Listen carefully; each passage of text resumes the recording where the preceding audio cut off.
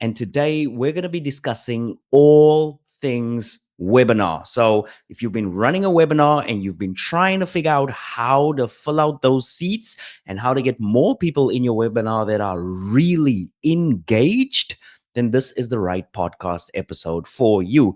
And I'm joined as ever by Pam. Pam, how are you doing today? I'm good. I'm good. That was the perfect introduction to the topic. Yeah, thank you. Really appreciate that. And I think a lot of people, they struggle so much when it comes to number one, knowing what to do in the webinar, but number two, having this beautiful webinar set up, having the slides ready, having everything ready, and then you are hoping that you're going to get a couple of eyeballs, and then only like your mom shows up and no one else. Yes. Yes. So let me preface that I've been doing webinars since 2016. So quite a Wow. long time by now. And I also didn't learn it just by myself. I'd actually hired a coach back then who was really experienced in that subject. So doing it alongside somebody who can tell you, the purpose of every slide, of every word, and so on is really helpful. And while we may not get into the structure of a good webinar today, because it's quite a lot to talk as well, it would probably cover a whole other episode. We will talk a lot about like the funnel, the ads, what should you consider, and so on. What I will do is, if you guys have any questions with regards to what to put into the webinar itself, and you're listening on Spotify or you're listening on YouTube, Spotify actually has a function now where you can actually comment on the podcast episode. So write all those questions down below. We'll answer as many as we can. And at least that way you are going to get some level of knowledge. And if you want something really in depth, just type down webinar masterclass, and then we'll work on something like that for you guys. I'm not sure if it'll be a separate workshop or if we'll do a podcast episode, but it also depends on how many comments we get around that topic. Absolutely, absolutely. And just to let you guys know, anything that we'll talk about in terms of webinar will refer to Evergreen webinars. So we are not going to cover how to get, signups for the webinar that you're hosting on a certain date. Any webinar that I've always run has always been evergreen, except of course I do it the first time where I like want to test it maybe. By now, those instances have become very rare because I'm just really experienced already with it. But I would highly recommend creating a webinar that you can keep running on different platforms, and then you just drive people towards that, and then they can watch it, within the next hour or within the next 24 hours. Fantastic, fantastic. All right. So, Pam, let's say that I've got my slides worked out. I've got my whole webinar sorted out. My problem is that I need to get people to the webinar. Why would you say that the evergreen one is the one that you recommend versus doing a live webinar? Is there any particular reason for that? So we have seen that people's attention spans are best when they have something that they can do within close proximity or almost immediately. So if you tell them today about a webinar you're going to host 2 weeks from now, too much can change. It's something free, it's something online. People are not going to take it as seriously as in the moment right now where they may need it. So that's why when you do a live webinar, typically you have a lot less attendees and it's a lot more work to do it just one time than if you record it and you keep posting it on Evergreen. Now, of course, if you have a big audience, that's a bit different, right? So I know quite a few people that do have large audiences and they can do live webinars because they have an email list of like 40, 50,000, even more people. And then of course, if they would do a one-time webinar, 500 people, whatever, going to show up, right? But for the average small business, that's in the beginning typically not the case. Yeah, yeah, super true. I can see how that works. All right. So let's say that I'm ready to run this webinar. What type of ads would I be using? What type of platforms do you recommend that I use? And also, like, if I'm brand new, I'm pretty scared. I'm pretty scared that this is not going to work and I'm going to lose all of my money on ads. So, what would you say to somebody who's about to dive into all of this and they're like, I'm not too sure if this is going to work out for my business? Yeah, so I had a conversation just 2 days ago with a lady who's been doing Facebook ads for over 5 years, and she was pretty much begging me to work with her because she was like, I've been so desperate. I've been doing this the whole time alone, and I feel like I've just been wasting so much money. So you definitely don't want to be on that side where you like spend money on something for 5 years and it just feels like a losing game. And trust me, 5 years isn't even a long time. I've talked with people that have spent money on ads for a much longer time, or people that haven't even been told it's normal to lose money on ads. Um, Whenever you do them, right? So I don't want you to fall into those categories. Now, if you're just getting started, it all can be a bit daunting. So definitely watch all the videos, I would say, on the YouTube channel that Devon has, because there's also quite some aspects that you want to see visually, not just like listen to, like, for example, on Spotify and so on, and get acquainted with what ads actually are, what different types of ads there are, campaigns, right? Learn a little bit more about the audience that you want to target, right? How to narrow down your audience. Learn a little bit more about the creative, right? About copywriting. So there are a couple of aspects that I would really recommend diving into in the beginning before you hit that enable button on any campaign. Yeah, yeah, definitely. 75% of marketing agency owners are silently burned out right now. Are you one of them? Do you have these emails coming in all the time? Do you have all these campaigns that you need to stay on top of? And do you feel like every single thing is just a priority except your health and sleep? Well, I want to share an interesting study with you. And this was done by Blind, and they have uncovered that up to 75% of all marketing managers experience some kind of burnout or they're very close to it.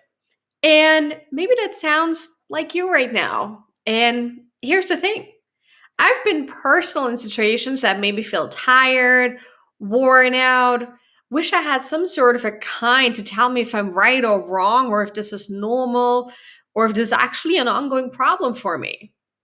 So here's what I've done, I've teamed up with a fellow Harvard grad, and we've put together this quiz that'll help you figure out how close to burnout you are. And it's not going to take all of your time because, I mean, who needs yet another thing on their list, right? And we're also not going to try to sell you anything. It'll take 8 minutes, but it could be the 8 minutes that you need right now to save your life. And so, what I want you to do is click on the link in the description below or in the button, whatever you see, and just check it out. And if you have any questions about burnout or you're feeling tired at the moment and you don't know if this is normal or ongoing, let me know in the comments below and I'll make sure I'll respond to each and every single one of your comments. And so somebody's looking at it and saying, all right, so I get that I can run ads, but is it really going to beat organic? I mean, because if I have like, I don't know, 500 people on LinkedIn and I do a post, I know that's 500 people that might come to my webinar. Why do you think ads are better for webinars?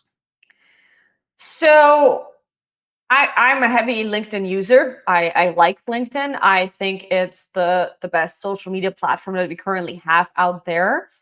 But whenever you write a post on LinkedIn, unless you engage with people and you put in quite a bit of work, it's very hard to reach a lot of people organically and a lot of the right people organically. So, for example, if you're connected with about 500 people on LinkedIn, probably not everybody is interested in what you have to offer. So, it starts Yeah. there. This is how your audience already narrows itself down. Now, if you have a large or a good organic setup where you have been receiving quite a good amount of traffic from that, then by any means, link to your webinar from your blog post, from your landing pages, and so on. But investing in ads has the advantage that you're going to reach the right audience almost immediately. You don't have to wait for the results. You see them right then and there in your ad account. Based on that, you can start making improvements. And so you can just speed up the process of testing and making sure that the whole flow, the whole funnel is set up in the right way, or you make adjustments before you spend a larger amount on ads.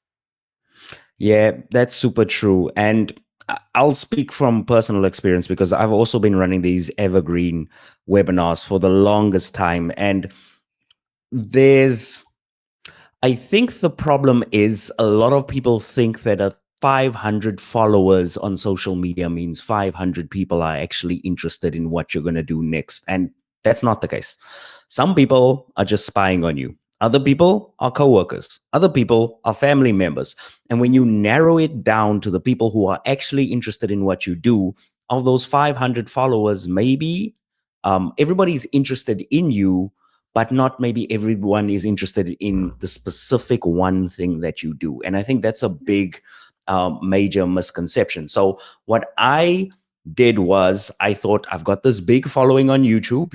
We've got over 380,000 views. Like that's over a quarter of a million views. Sure, I'll just run this workshop and I'll fill it out and I'm going to start getting sales. And it really didn't work out that way for me. What I realized was there was only a small portion of my audience that was actually having the problem of generating leads with ads. And that's who I was targeting. So even though I have a whole YouTube channel and I've got all these hundreds of thousands of people watching, I started to realize ads are the fastest way to get somebody who has that specific problem that my webinar, my workshop was focusing on at that time.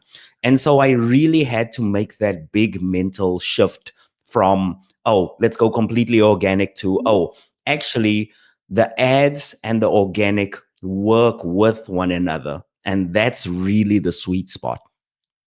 Yeah, absolutely. Very, very well said. And I think that, will probably resonate with a lot of people that have grown a lot on YouTube over the past years, and maybe on Instagram and other platforms.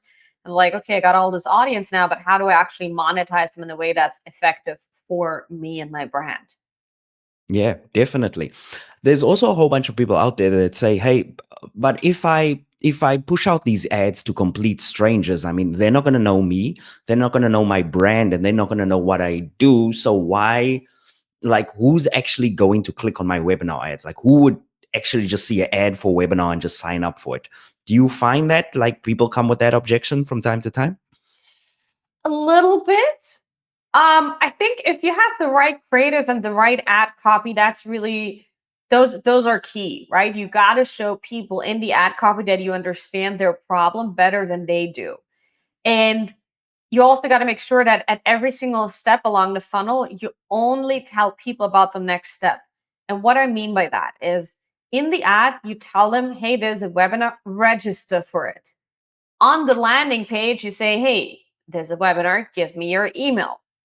When you get to the webinar landing page, you let them watch the webinar. And then the call to action is to buy something or to schedule a call or whatever. I see it quite frequently that people have multiple call to actions on the landing page alone, like connect with me on Facebook, connect with me on WhatsApp, and then join now, and so on. Keep it minimalistic. Only one type of call to action. You can have multiple buttons, but it should all be the same call to action to make it really clear what do you want people to do next so that they have a clear journey towards getting to know your brand more. Thank you very much. And also, I know this is stating the obvious, but just don't say I'm running a workshop on Google Ads or I'm running a workshop on this. The more specific you are in your workshop title and your webinar title, the better the outcome is going to be. So, for example, if you focus on fitness and good nutrition, you can't just call your webinar the webinar on fitness and good nutrition. It's not going to help. So, every single time that you write your webinar title, ask yourself, if I could speak to only one person, who would that one person be who would Yeah. benefit the most from the value that Yeah. I'm sharing here? So, for example, with one of my webinars, I called it, I think I called it how to get your first 100 leads with search ads. So obviously, if you are looking to get your first 100 leads, you're in the lead generation service space and it says first 100 leads. So you'd probably be a beginner. You wouldn't be advanced. Otherwise, it would be like how to get your 1,000th lead or your 1,000th lead. But I'm targeting that specific person. So always think about how you're titling your webinars.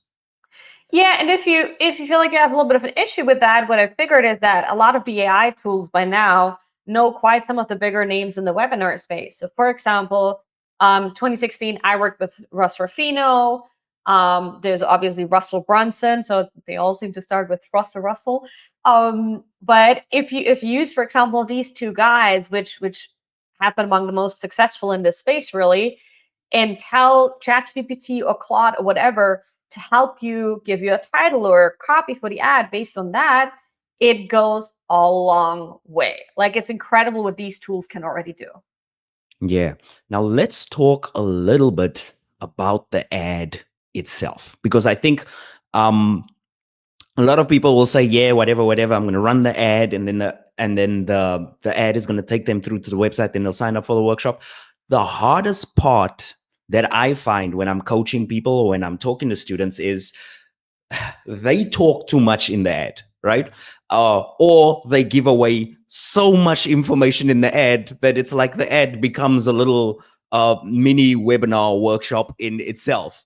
So, what are some of the do's and don'ts when it comes to just structuring the ad in such a way that it actually makes people want to sign up, but also it doesn't kind of overwhelm them?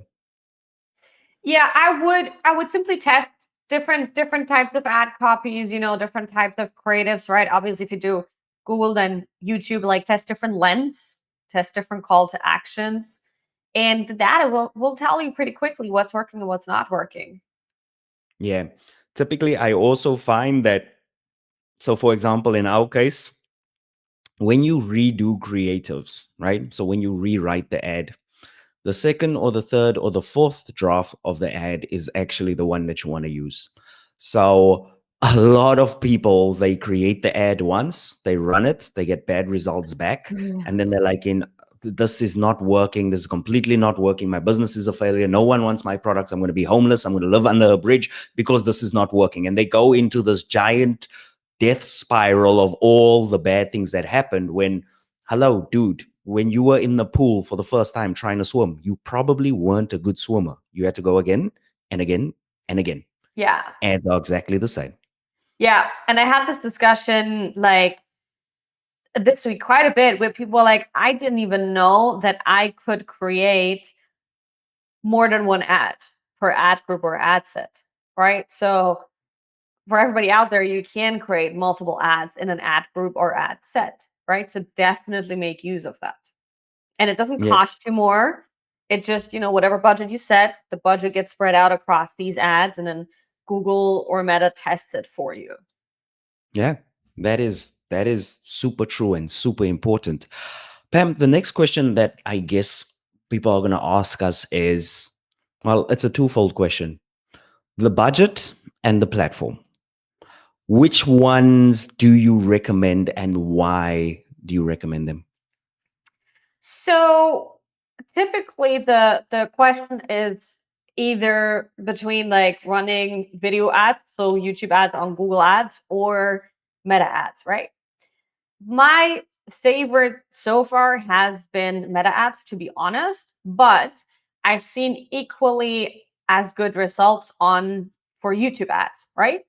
Now, currently, or it depends when you're listening to this, probably at the point when you're listening to this, YouTube lead gen campaigns may not exist anymore because they're being switched to demand gen right now at the point of recording this. Correct. So you definitely want to choose a type of a conversion campaign on either platform, and want to make sure you have conversion tracking and all that set up. And then you can work on optimizing the rest of the campaign. Yeah, definitely. And just to give you guys an idea, because Pam just mentioned YouTube ads, some of you might be shouting at your screen right now and saying, hey, YouTube, what about search ads? You guys are always talking about search ads and how they convert really well. Why can't I just use search ads for my webinar? What would you say to that person? So with a webinar, ideally, you're trying to speak to a need or something that the person doesn't yet fully know that they have, or you're speaking to a solution to a problem where they don't know that that exists yet.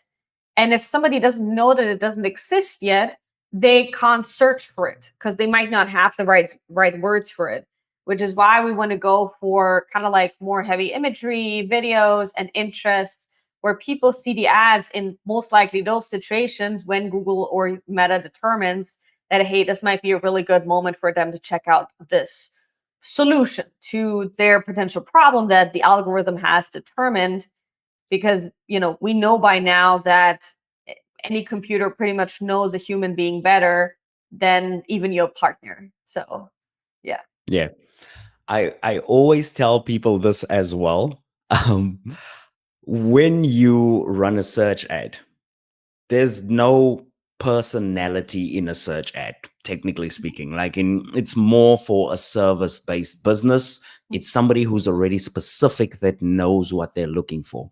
And when you're doing the YouTube ad, this is where you get to introduce yourself. You maybe talk a little bit about your webinar and what you're going to cover. And it really kind of pops you onto that person's radar, where nobody's going to really go to Google and search for your webinar because they don't know it exists. So it's kind of pointless trying to be on search, at least for beginners. Like, and if you're willing to lose a lot of money on search, you will. But what I also want to do is, because I have my stats here, because I thought I'm just going to bring this up and show you the difference in my cost per conversion. Now, I just want to make sure that I'm not sharing anything that shouldn't be shared. But what I want to do is I want to show you more or less what the type of stats that I am getting, and also why I recommend that you use the YouTube ads as well. So I'm just going to share my screen. Give me a sec. Da da da da da. Let's do this. Okay, cool. All right. So as you can see over here, I've got my 100 leads workshop over here. And as you can see over here, I've got my cost per conversion running at $9.61. And then I've got this one over here. This is a search campaign. And as you can see, the cost per conversion is pretty similar as well.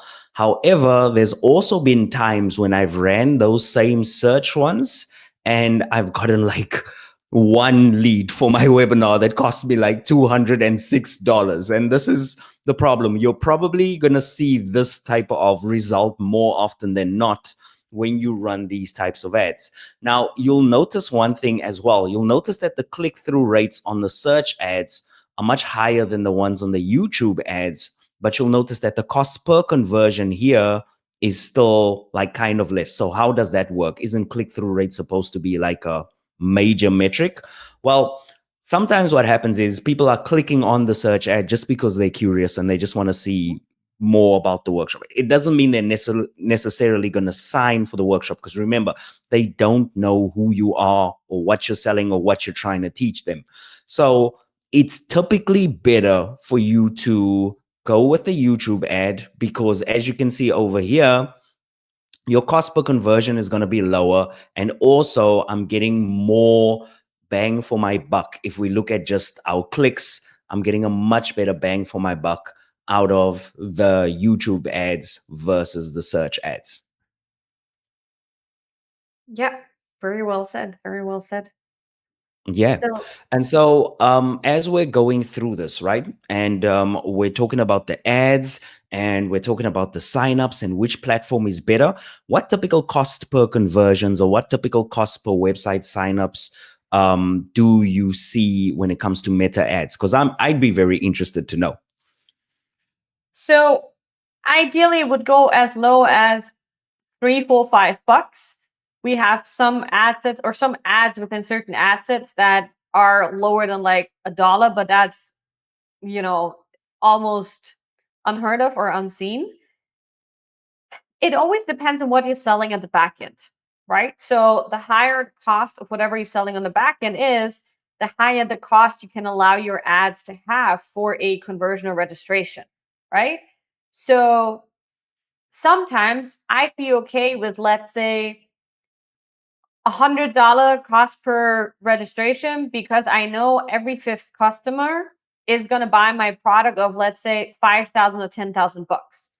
Then I would have a Okay. $500 cost per acquisition. But if that customer then in the end ends up purchasing again and again, then I already have a lifetime value of about, maybe 20, 30K or whatever. And then of course, I'm okay with spending 500 bucks on that customer, right? Now, if you sell, let's say, a one-time course for 100 bucks, then if you pay $500, you might not want to do that, right? So then you have two options. You can either work on the ad side to reduce your cost per conversion, maybe focusing mostly on mobile, maybe, opting in for certain genders, for certain household income if you're in a respective country where that's available, you know, testing different ads, testing different audiences and interests. Or on the other hand, you can work then on the landing page, right? And the product. Can you add more testimonials to the landing pages? Like a lot of people also miss testimonials, right? And we're actually even currently adding that to our own landing pages as well. Or looking at how can you increase the value that you provide on the back end for your customers, i.e. that you sell more, right? And that depends if your call to action is to directly buy a course, which is very popular, or if people schedule a call with you, right? So you pretty much have like the ad side, and then you have the webinar and your product side where you can make changes so that the numbers match up more. Yeah. And there's a very common thread that runs through this podcast. You're going to hear us say it in every single episode. We can't get away from it. And that is know your numbers. Yes. If you do not know your Yes. numbers, ladies and gents, I've been a victim of this as well. You have a webinar and you think to yourself, wow, it's going to work. So many people are going to buy from me. And so it doesn't matter about the signups and how much you're paying for them because you're selling like a $600 course or you're selling like a $2,000 product or $5,000 product. And you start saying, I don't care. I just want people there. Once I get these people in the room, I'm going to sell to them. But then when you start doing your numbers, you start realizing that although one sale equals $5,000, what if you don't get the sale? What if you run the webinar and nobody shows up? Or what if you have an evergreen webinar and people aren't watching to that specific part where they actually have to buy the thing? And the problem is you always want to figure out what the worst case scenario is. So instead of telling yourself that your webinar is going to convert at a 20% or 30% rate, go low.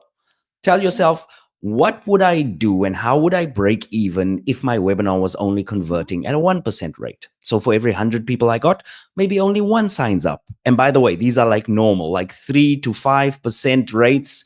You're about there with webinars. It's not going to be 30%, especially when you're starting out with ads and especially when you haven't figured out your messaging and you don't even know if the people signing up are your ideal clients. So here's a couple of pro tips that I think are really going to help you. Number one, start small. If you start small, you're going to be able to figure out more or less what's working and what's not working with your marketing first before you scale up. So don't just go and throw $10,000 at a webinar that you know you haven't tested before. Okay? You listening to this right now on Spotify, I'm talking to you. The second thing I'm going to advise you to do, and sometimes this works really well. If you know your cost per lead is going to be about $10 or $12, you can literally sell the actual workshop, the Evergreen workshop, for 10 or $12. And that way, every person who signs up is not actually costing you money because when that person signs up, yeah, they're only paying $10. It's not a lot of money, but at least that person has kind of covered their advertising costs. So you know that every person watching the webinar, although they might not buy, they're not going to cost you in terms of sunken costs that you'll never be able to recover. Yeah. Yeah. And understand that a webinar is not something that you just create and then you get it right. There's many iterations. I can tell you it's not always fun to work on a webinar because it's a lot of moving pieces. If you use slides, then it's a lot of slides. And but the good thing is if you have already a first proof of concept, which means you're getting in leads or registrations, that typically means you're onto something. And then it's just about refining the ad, refining the targeting, or maybe even like the landing page, right? So when we talk about refining the targeting, I want to address that shortly because somebody even said that to me this Sunday when I hosted a workshop. They were like, I always only looked at cost per lead. I didn't even know that like breakdowns were possible. So in both Google and Meta, you can create breakdowns by certain data points. You can look at, as mentioned before, like which gender converts better, which age converts better, what interest converts best, on which device do they convert the most. And typically, when you just look at these aspects, you already have the opportunity to probably decrease your cost per lead by at least 50%. Because you got to remember, these platforms are not optimized for your business revenue. They're optimized for their own business revenue. They're optimized to make as much money as possible from you, but that might not always work for you, right? So you got to take an active part in optimizing your ads and optimizing this whole funnel. Yeah. I've got a funny story regarding that. So I started running my ads, 2 ad campaigns, one in the USA and one in South Africa. And so I'm running this ad in the USA. The cost per lead is coming to about $9. It's the same one that I showed you on my share screen. And then I have this one in South Africa and it's killing it. It's getting cost per conversions of like $1, $2. And then the next day it's like a cost per conversion of 50 cents. And I'm jumping up and down because I'm thinking, man, with $50, I can literally get like in almost 100 webinar signups. This is like gold. This is the best thing since sliced bread. And so what happens is I keep on going, and I keep on pouring more money. And then the people show up. And eventually I start realizing, oh my gosh, the people who are actually buying are from the USA, and the people who are actually costing me money are from the South African market. No disrespect to the South African market, but I don't think y'all are ready for Google Ads training yet, or you might not have the affordability that goes along with it. No, I think in terms of, like everybody knows that really well. Like I've talked with this lady this week from Lagos, and she has over 70,000 followers on LinkedIn. She's big on like HR, and we're like, yeah, Africa has the people, but we don't have the purchasing power. Yes. Right? That's a perfect way of putting it. Thank you so much for phrasing it so beautifully. Yeah. So anyway, so I'm happy. And then I go look at my reports, like Pam says. So I look at the breakdown, and now all of a sudden I understand why the advertising cost is higher for the people in the USA. Because even if I look at just my client portfolio, how many people buy my courses, my consulting, I would say that's skewed to about 86% of our clients are coming from the USA. And so although it's more cost effective for me to advertise in South Africa, technically speaking, my best chance of finding my next client is actually in the USA. Yeah. And so those reports help me really understand very quickly how that works. And if I never knew to pull out that report, I would still be thinking, like, if everything was bundled together and I didn't have a locations report, I would just be thinking, man, my ads are killing it. I'm just going to leave them running. And meanwhile, I'd just be wasting so much of my budget advertising to a market that doesn't have the purchasing power for what I sell. Yeah. Yeah. Very well said. Very well said. Yeah. Let's maybe chat a little bit more about crafting visuals for a webinar and what's important there. What have you seen work on your end for your video ads? Are we talking about the actual ad itself? Yes. Or are we talking about, okay, so what I want to do is I put everything, like my whole webinar ad together, because I knew I was going to get asked this question at some stage. And what I'll do is I'm going to run the ad for us, and then I'm going to explain why I did certain things in the ad. So let's do that instead. I think that'll be a lot more fun. All right. So give us a second. Let me get this up and running. You know how they always tell you not to believe what you see on social media? Well, this boardroom, it's rented. This plant, it's fake. And this big presentation screen behind me, I don't even know how that works. Look, if you're a small business owner, you're probably already very good at what you do. You do not need some online guru that's going to come in here and tell you how to run your business. What you do need is more clients. And that's exactly what I want to show you how to get. So I am running this workshop and I'm going to show you exactly how to get your first 100 leads with ads. That's right. No more creating social media content, no more DMing people or spamming people, and no huge budget is necessary. All you need to do is click on the link below, sign up for the workshop, and get ready to get more clients. I will see you there. All right, we're back. It's perfection. I love watching that ad. All right, so let's talk about a couple of things that I did in that ad. The first thing I did was grab their attention. So whenever I'm teaching my students this, I always tell them, do this. You have to be able to get somebody's attention. So whenever somebody's doom scrolling on social media or whenever they're doing whatever, it's kind of like they're in some type of trance, right? We're just going through posts on social media. Nobody's in an action mode, and you want to get them in an action mode by kind of hooking them in. So you want to say something interesting or thought-provoking. And I know right now somebody's listening to this going, I'm not an exciting person. I don't know what to say. Just give them a shocking stat or just share with them something that you find interesting. It doesn't have to be anything crazy. So for example, in that ad, I'm just talking about how everything on social media is fake. That's my angle. That's my hook. And so you don't always have to do something crazy to get attention. You can go, Pep. Yeah.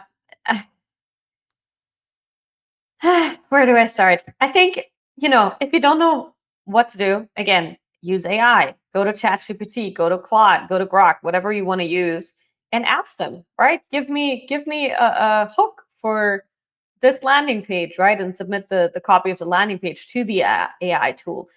It will most likely find something for you, right? Because most of us are not creative every day and have like the best ideas, right? And oftentimes, they come into showers and in other random places.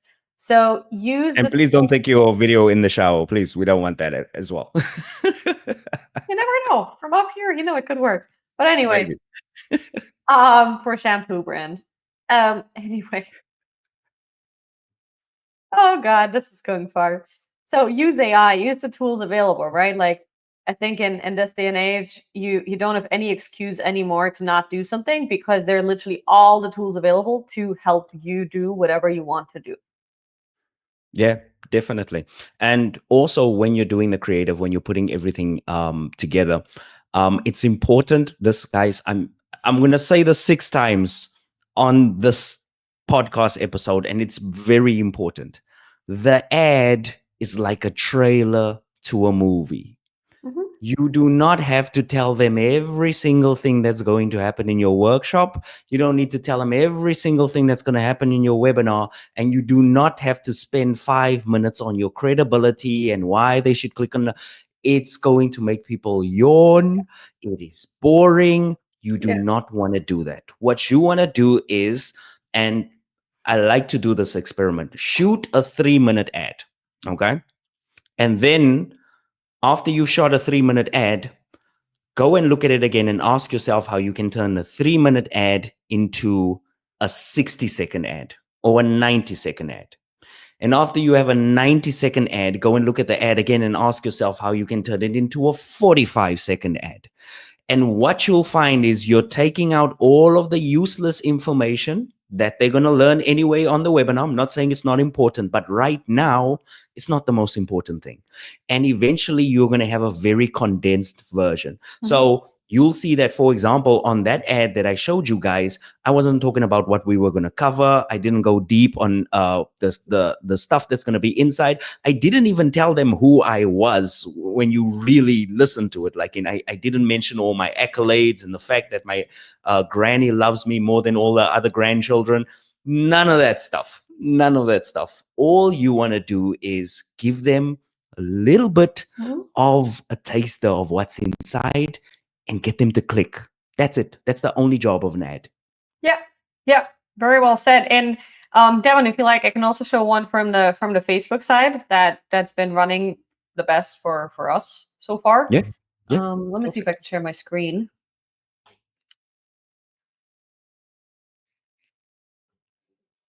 I love watching ads. I can do this all day. I know, right? So can we see it on the big screen? Perfect. Here we go. Awesome. Yeah, so you can see obviously on the left-hand side, we have a whole bunch of ads always for each ad set. And this one is a text and image ad. And you can see on the right-hand side the image. And then here you can see the ad copy, right? Can we slow down for a second? Are those all different variations that you did on the left-hand side of the ad? Yes. Partially Guys, different images, different text. Pam is a pro, right? Pam is a pro. She's been doing this for years. And look at all of those variations she went through. And then I find some people who only did one ad and then they cry the ads aren't working. Guys, this is what I'm talking about. You have to keep on testing. All right. Sorry to interrupt. Yeah, I had, what was it? 8 calls this week with business owners. And I think only one of them had more than one ad per ad set. So yeah, it's still shocking to me. And it's not even difficult to create these variations because again, use AI, right? Like, and as you start creating those, I also notice that once I start creating ads, I automatically get ideas of what else I want to test. So it's not as difficult as you may imagine, right? So here I pay attention to what the text shows on the right-hand side above the image in the Facebook feed preview, right? And mind you, this is only for mobile, this is targeting the US. And I made sure that I have a catchy headline here or phrase that starts off in the primary text, right? And then I go straight into, hey, here is what you actually get. Then I talk about a certain hell aspect, so why something is so bad. So I'm switch between hell and heaven. And so if I continue here, I Can say, we just hey, slow down? I want to interrupt you between that hell and heaven thing. I think that's very important for you to unpack for them. They're probably asking you, but Pam, hell and heaven, what is this? A religious ad? Like why is why hell and heaven? What's happening over there? it's devils and angels. No, I'm kidding. Um, it's a concept in copywriting where you talk, for example, about all the bad stuff that people experience from not engaging with you or not buying with you. And then heaven, you talk about all the good stuff that people experience if they engage with you, right? Oh. So, what I did this exercise just last weekend with in a workshop, and it was like, list down the top 5 problems that your customer has, and then score each one of them in terms of urgency and emotional impact.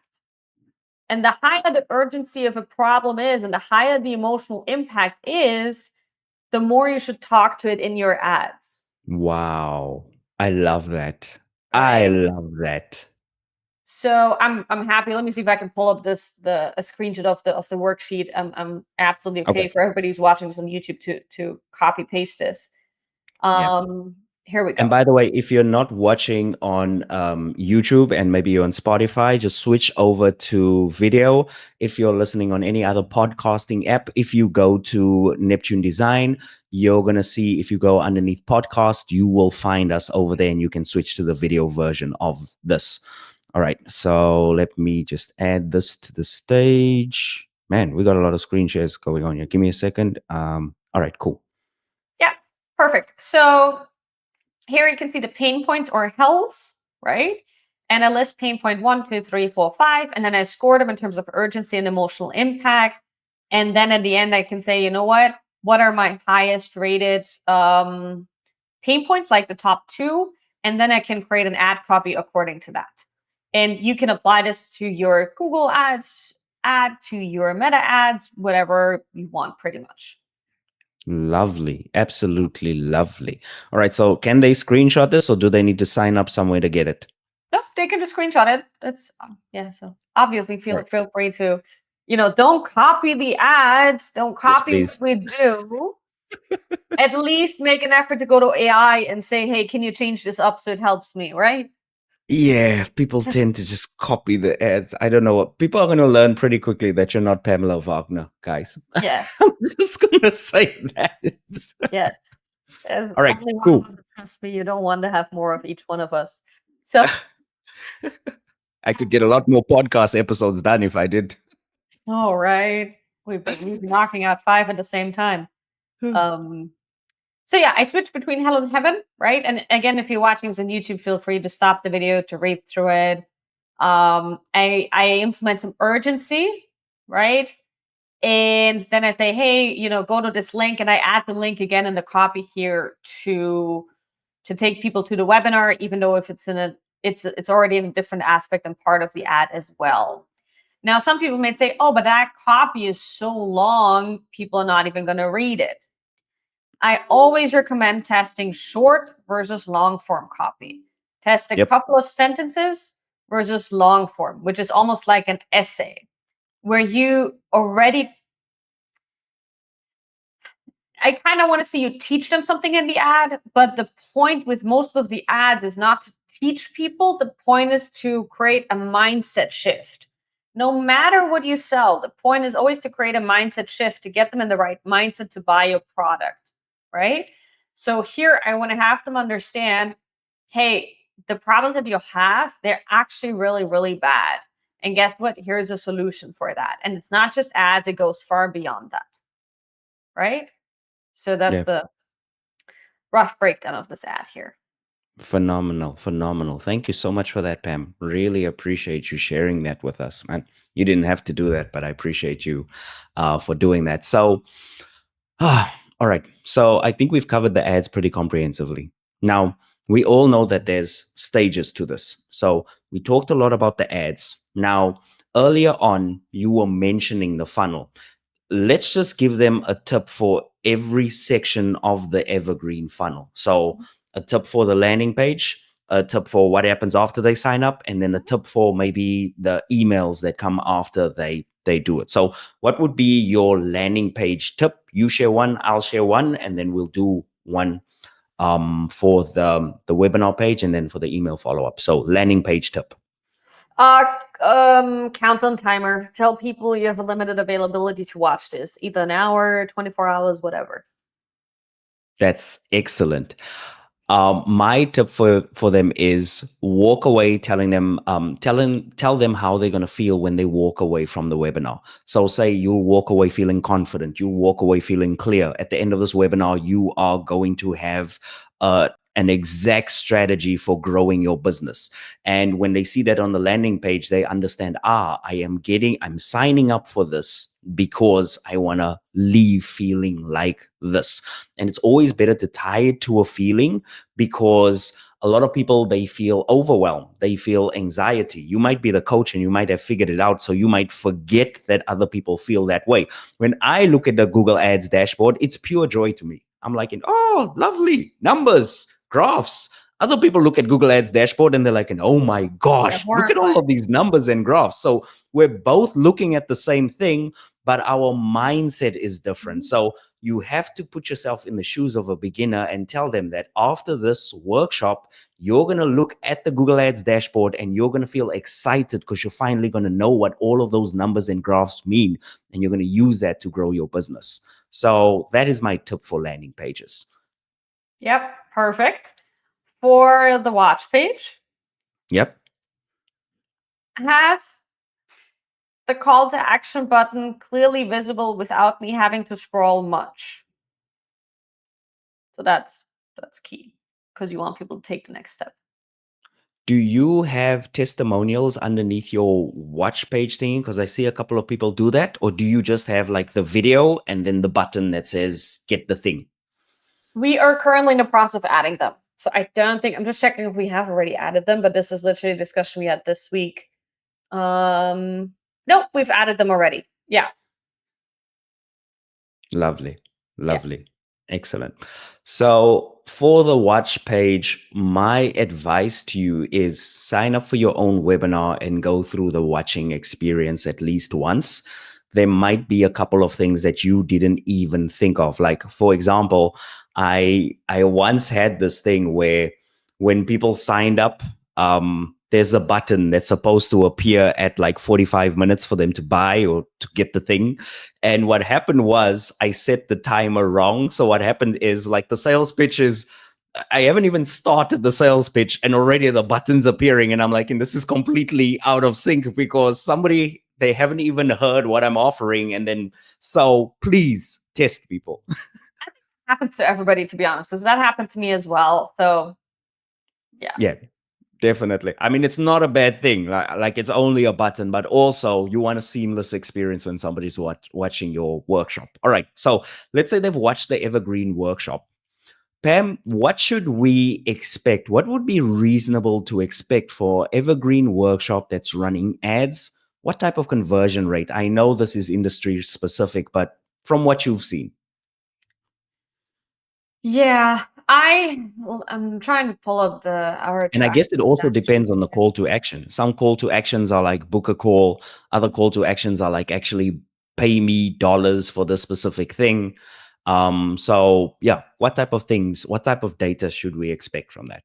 So if we talk about booking a call, which is the one type of webinar that we've most experience with, then you want to be somewhere at a cost per call from 150 bucks to 300 or less, right?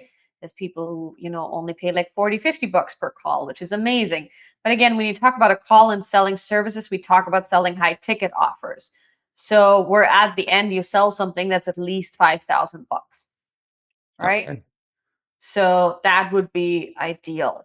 And then everything else before that should match up to produce that number, right? All right. Um, I'll see if I can get a more concrete. And I should also mention this while Pam is saying that not every single person that comes through your ad is actually going to book that call or is actually going to sign up. It's very important that you set that expectation right. Like you're talking to strangers when it comes to advertising, and not every single stranger is going to vibe with you. Not every single stranger is going to love your workshop straight away. It's an unrealistic expectation that everyone is going to adore your workshop. Sometimes it's just not a good fit. Okay, so I got the stats now. So ideally, you want to have a 20% registration rate or higher I'm talking Facebook now mostly. You want to Yep. have a higher than 50% attendance rate. And Yep. then you want to have a call booking rate of over 20%. Always talking about the number before. So out of the people attended, you want to have at least 20% book a call, for example. Okay.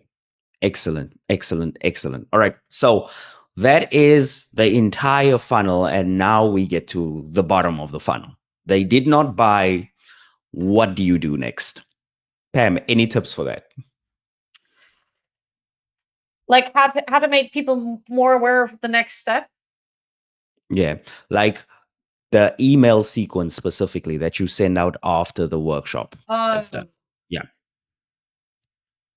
I think you gotta just be aware. You gotta have one email sequence for people who didn't watch and one email sequence for people who watched. Right. Um, keep following up with them. If you show it for 24 hours or if you give them access for 24 hours, then you want to have multiple emails within those 24 hours, right? But other than that, keep emailing them afterwards because you never know. When they signed up, suddenly the doc came running through the door and they completely forgot about it, right? Or maybe they signed up, got to the watch page, but then actually never attended it because their boss said they have to have a meeting right now. So don't assume people are going to follow through on the purchase immediately when they see you and suddenly you become the most important thing in their lives. That's just not how it is, right? People might drop off at certain aspects and they want to be reminded. I told one of the people of a digital nomad community in part, if I'm like, hey, I really appreciate this team member of yours reaching out to us and telling us, hey, there's this feature, there's this event happening, and so on. Because I was like, that way, that information is right in my face, and I would otherwise probably not even look it up or make the effort to look it up or even think about it. Right? So don't assume people know. Don't assume you're on top of people's minds. It's your job to stay there. Yeah. I'll tell you this funny story. There's a gentleman that stays in the same complex that I live in now. And there's this communal garden, right, where they grow carrots and beetroots and strawberries and all this lovely stuff. And so from day one, because my girlfriend loves to read everything, she knew that. So we went down to pick some lettuce. We went down again to pick a couple of herbs and stuff. And so I talked to him, and he's been living there before me. And he comes to me and he says, "Hey, did you know that there's a communal garden?" And I'm like, "Yeah, I know that for the past 4 months." He's like, "Why didn't you tell me? I walk past this every day and I never knew that they were actually." And I was like, "And yeah, dude, just read the newsletters. They email them out. Just open it up and read it. All of the information is right there." And we might laugh, but I think it's very hard to admit as human beings that we are super busy. We think we have time for everything and we're looking at everything perfectly. You're really not. Everything in your inbox that is a priority, you're probably going to look at. Everything that's not a priority, you're probably going to forget about. So the worst thing that you can do is spend all of this energy, money, and effort setting up this beautiful funnel, webinar, ads, everything, only to not send at least a few follow-up emails and say, "Hey, did you forget about the webinar? If so, here's a replay. Did you watch the replay? If so, it's going away in 24 hours. I really want you to watch it." And then after that, "Hey, I know you haven't bought yet, but would you mind jumping on a call so we can just chat about the issues that you're having right now," right? So you don't have to be full salesy, Grant Cardone mode. You don't have to do anything crazy, but it is important that you just follow up with them. Yeah. Yeah. Very well said. Very well said. Yeah. Definitely. Yeah. Listen, it's been an awesome podcast episode. I really like talking to you about webinars. I think we should do this again. Are there any last words that you want to tell them before we hop off today? Yeah, there's highly likely going to be a part 2 of this because there's so much more we could talk about and cover. Test stuff. Just test it. Just, get it done, test it, reiterate. It's I've been in this for almost 10 years, and I can tell you, I still change up my slides. I still adapt it. I still test shorter, longer versions.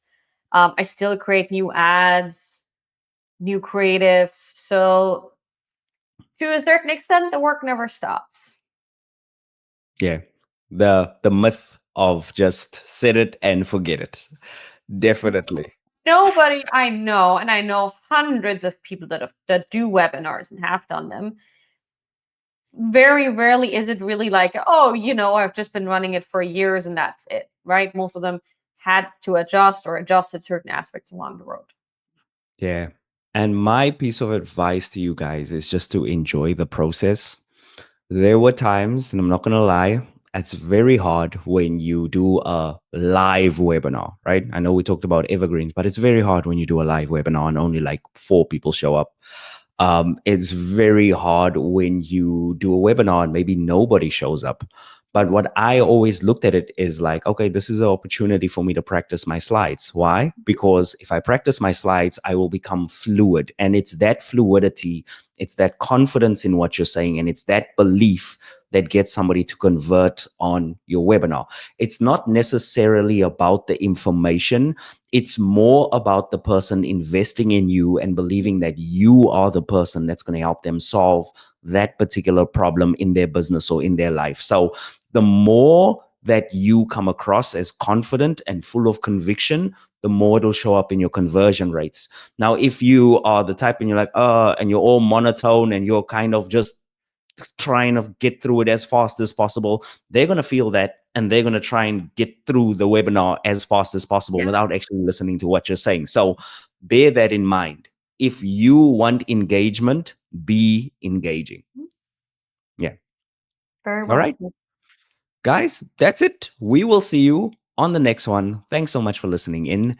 And yeah, next up, we've got some really good stuff for you. So make sure you like, subscribe, make sure you follow, and also be sure to rate us on Apple and on Spotify. All right. See you in the next one. Thank you so much for watching this episode. Be sure to like and subscribe. And I've got a whole playlist in case you've missed the previous 2 podcast episodes, and I'll put them over here. I will see you on the next one. Peace.